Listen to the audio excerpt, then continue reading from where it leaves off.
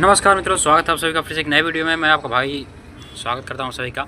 और आज मैं बात करने वाला हूं आपके ईरान देश के बारे में कि जी हाँ, कि आज से 600 ईसा पूर्व ये पूर्ण रूप से पारसिया देश था। और पारसी कौन होते हैं उनके हम बारे में बात कर लें तो पारसी, जो आपने रतन टाटा जी का नाम सुना होगा, ये भी पारसी थे। और इनके जो पूर्वज थे वो ईरान से जो है कि भारत भाग करके आए थे। और ईरान जो कि अभी जब नया नया इस्लाम बना था इस धरती पर, 1400 साल इसको हो गए, तो करीब 1300 साल पहले हम देखें तो ईरान जो है पूर्ण रूप से पारसी देश था, अर्थात वहाँ पर पारसी लोग अत्यधिक होते थे। ये जो पारसी धर्म है, इसमें लोग अग्निदेव की पूजा करते हैं और जो सबसे शक्तिशाली देवता हैं, यानी सबसे बुद्धिमान देवता उनको मानते हैं, तो वो प्रकृति को मानते हैं, तो उनकी पूजा करते थे। और सर पे टोपी भी लगाते हैं, थोड़ा अलग टाइप का, जैसे हिमाचली लोग लगाते हैं वैसे ही आप रतन टाटा जी को भी देखते होंगे कि अक्सर ये लगाते थे। तो आखिरकार ये देश कैसे बन गया इस्लामिक कंट्री, तो आप सबको बता दूं कि उससे जब ये इस्लाम धरती पर आया, जब धीरे धीरे फैला, तो वहाँ पर जो है कि 4000 लोगों को इन्होंने शरण दी। यानी कि जैसा थे वैसा अगले को भी देखते थे। जो कहते हैं ना, जैसी संगत होती है वैसी रंगत होती है। तो लोग समझते थे कि जैसे हम हैं वैसे आगे वाला भी होगा। उनको नहीं पता था कि इनके मन के अंदर क्या चल रहा है।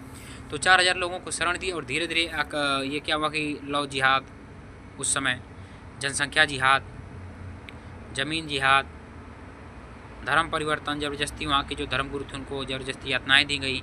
जिस तरह से हमारे पंजाब में सिख गुरुओं को यातनाएँ दी गई थी, गुरु तेग बहादुर का सर काट लिया गया था, आप सभी को पता होगा। ये सारे काम जो है कि वहाँ पे होने लगे थे। और धीरे धीरे 1970 यानी कि 1000 साल लगे। और ईसाई कहाँ वो 4000 थे और कहाँ 20 करोड़ के रूप में बदल गए, को पता ही नहीं चला।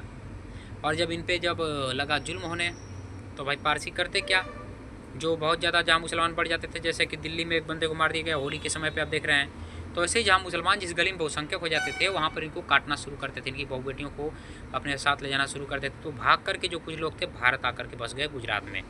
वहीं से रतन टाटा जी के पूर्वज भी थे गुजरात में, लेकिन आए थे ईरान से।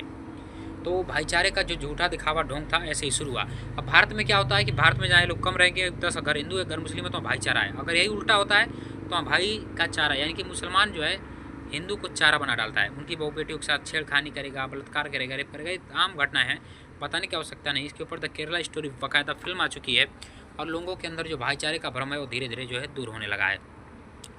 तो आप देख सकते हैं, और बहुत सारे लोग हैं भी जो भाईचारे में फंसे हुए हैं। तो उनको मैं कहता हूँ कि बांग्लादेश को देख लें।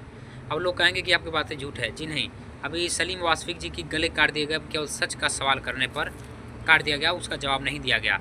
तो इस तरह से जो है कि इस्लामीकरण जो है भारत में फैला या अन्य देशों में इसी तरह से फैला है। तो ये लोग कहते हैं कि अमन चैन साथी से हम पसंद रहना करते हैं। तो मतलब अगर आप हमारे धर्म गुरुओं की कहानी पढ़ोगे, आप जो जिन देशों ने इसकी गलती को दोहराया उनके आप देखेंगे इतिहास को, तो आप दोबारा भाईचारे पर विश्वास नहीं करेंगे। इस तरह से जो है कि